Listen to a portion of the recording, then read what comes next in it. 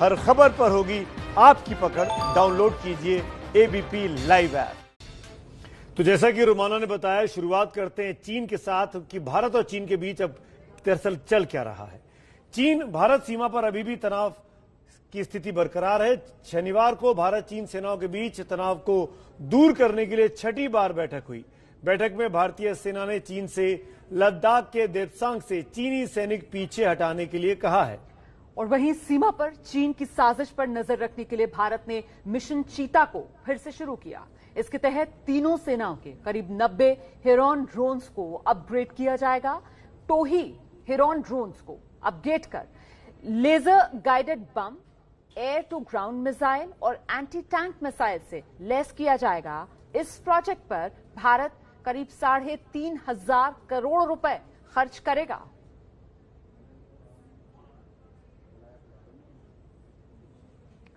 तो देखिए, चीन के खिलाफ जबरदस्त प्रहार के लिए भारत ने चीता प्रोजेक्ट फिर से शुरू किया है। घातक मिसाइलों और लेजर बमों से लैस ये चीता आसमान से हमला करता है।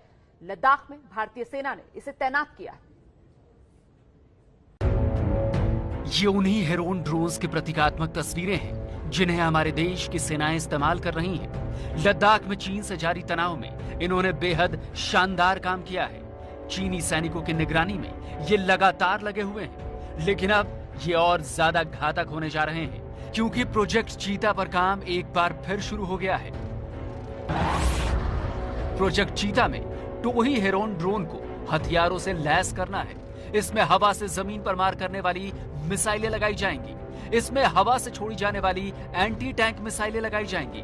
इन्हें लेजर गाइडेड बमों से लैस किया जाएगा। यानी इसका फायदा यह होगा कि अब तक टोही ड्रोन्स के रूप में इस्तेमाल हो रहे हेरॉन अब डिस्ट्रॉयर यानी दुश्मनों को नष्ट करने वाले ड्रोन में तब्दील हो जाएंगे। फिलहाल पूर्वी लद्दाख में चीन सीमा के पास फॉरवर्ड बेस पर इनकी तैनाती की गई है। आर्मी और एयरफोर्स लगातार इनकी मदद से देख रहे हैं कि चीनी सैनिक पीछे हट रहे हैं या नहीं, या फिर सीमा के करीब उनकी संख्या कितनी है। अपग्रेड होने से बड़ा फायदा यह होगा कि बिना किसी नुकसान के दुश्मन के ठिकाने नष्ट किए जा सकेंगे। इनके जरिए टैंक और दूसरी बख्तरबंद गाड़ियों को तबाह किया जा सकता है। 10 किलोमीटर की ऊंचाई से यह दुश्मन की एक एक हरकत देख सकता है। अपग्रेड होने के बाद सैन्य ऑपरेशन के अलावा आतंकरोधी ऑपरेशन में भी इस्तेमाल किए जाएंगे। सूत्रों से मिल रही जानकारी के मुताबिक इस प्रोजेक्ट पर जल्दी ही रक्षा मंत्रालय की हाई कमेटी विचार करेगी। चूंकि हेरॉन ड्रोन इजरायल से लिए गए हैं, इसलिए हो सकता है कि इन्हें अपग्रेड भी इजरायल के द्वारा ही किया जाए।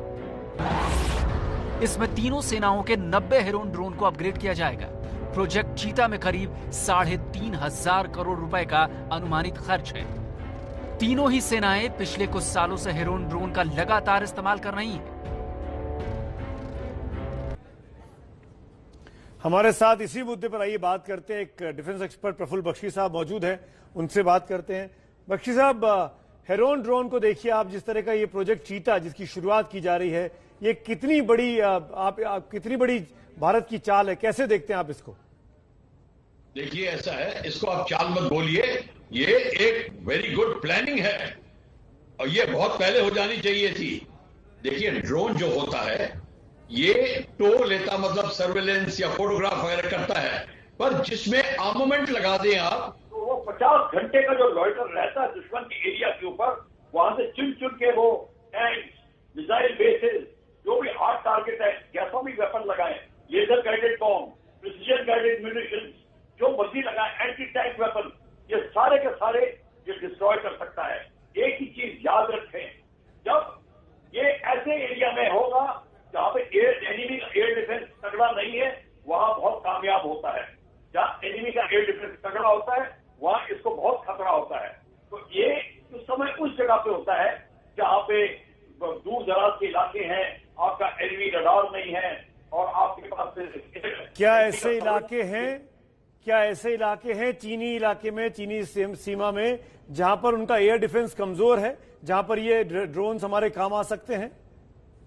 बिल्कुल ठीक है, बहुत जगह है जहां पे उनका एयर डिफेंस कमजोर होता है या टेम्परेरी होता है, वहां ये काम बहुत अच्छी तरह आते हैं क्योंकि इसका साइज इतना है, ये रडार में पिकअप हो जाता है। मीडिया में खबर फैला दी गई है कि रडार में पिकअप नहीं होता, ये गलत है। ये पिकअप होता है, इसका साइज वेम्पायर ट्रेनर से भी बड़ा है। तो ये जो है, ये आप मान के चलिए कि ये है बहुत उम्दा वेपन है, बहुत अच्छी तरह इस्तेमाल होगा और उसको सोच के इस्तेमाल जहां जहां किया जाएगा वहां पे ये बहुत अच्छा काम करेगा। जब आपकी फौजें आगे बढ़ रही हैं और उस समय आपको उनके एनिमी टैंक रोक रहा है, उनको नष्ट करने में स्ट्रेट अवे, खासियत यह है इसमें पायलट नहीं होता, जब रिमोट कंट्रोल से चलता है। तो अगर इसका नुकसान भी हो गया तो at least you save a life. जो एयरक्राफ्ट होता है उसका पायलट होता है, तो ये बड़ा फर्क होता है इनमें। आप बड़ी बात, महत्वपूर्ण बात बता रहे हैं प्रफुल्ल बख्शी साहब। मैं सीधे लिए चलती हूँ, मेरे साथ मेरे सहयोगी नीरज राजपूत को भी आप देख सकते हैं, वो इस समय मौजूद है। नीरज, हम यहाँ पर बात कर रहे हैं उस टोही विमान की जिसे अब घातक विमान भारत ने बना दिया है, हेरॉन ड्रोन। हम ये समझना चाह रहे हैं कि आखिरकार अब ये किस तरीके से डेटरेंस का काम करेगा चीन के लिए, और भारत सीमा जो विवाद चल रहा है चीन के साथ, उसे सुलझाने में भी क्या इसकी कोई भूमिका हो सकती है? नीरज राजपूत। देखिए रोमाना, जो ये दरअसल ड्रोन, नीरज आवाज की बहुत दिक्कत है, नीरज आवाज की बहुत दिक्कत है, टेक्निकल प्रॉब्लम है, आपकी आवाज साफ नहीं आ रही है, मैं नहीं समझ पा रही हूं, मेरा दर्शक भी नहीं समझ पाएगा। दोबारा आप तक पहुंचने की कोशिश करेंगे। यही सवाल जरा ले चलते हैं प्रफुल्ल बख्शी साहब के पास और उनसे जानते हैं, सर किस तरीके से ये डेटरेंस का काम करेगा? ये आप लगातार बता रहे हैं कि भाई टोही विमान जिसमें हमने अब हथियार से लैस कर दिया है और जान का नुकसान भी नहीं होगा क्योंकि ये तो ड्रोन है, ये तो आप रिमोट कंट्रोल से चलाते हैं। मैं बस ये समझना चाह रही थी कि जो सीमा विवाद हमारा चल रहा है उसको सुलझाने में भी क्या ये भारत को अब अपर हैंड दिलाएगा? देखिए ऐसा है, जहां पे भी आप ड्रोन लगाएंगे एनिमी को अपना एयर डिफेंस तगड़ा करना पड़ेगा, उसके रिसोर्सेज इस्तेमाल होंगे। सो जहां पे आप ज्यादा ड्रोन होंगे उनके एयर डिफेंस फाइटर या एयर डिफेंस जो होगा उसका डाइवर्जन होगा और आपका मेन अटैक जब जहां से जा रहा है वो निकल जाएगा। तो ये जो है एनिमी के रिसोर्स को वितरित करने में बहुत अच्छा काम करते हैं और यही कारण है कि अगर ये फर्ज करिए जैसे हैमर मिसाइल की बात हो रही थी जो रफेल पे लगाया जा रहा है, अगर इसके ऊपर मेरी करके इसको लगा सकते हैं तो और भी फायदा हो सकता है। उस टाइप की मिसाइल जी या बियॉन्ड विजुअल रेंज मिसाइल, उसका बड़ा फायदा हो सकता है इनसे, क्योंकि आपको एयरक्राफ्ट हर जगह नहीं भेजना पड़ेगा। अगर आप इसको इंडिजिनाइजेशन प्रोग्राम में बना रहे हैं तो आपको बड़ा सस्ता पड़ेगा और जहां भी यूज करना है, हमारे पास 90 है, अब 90 को अपग्रेड कर रहे हैं हम, और क्यों नहीं बनाते?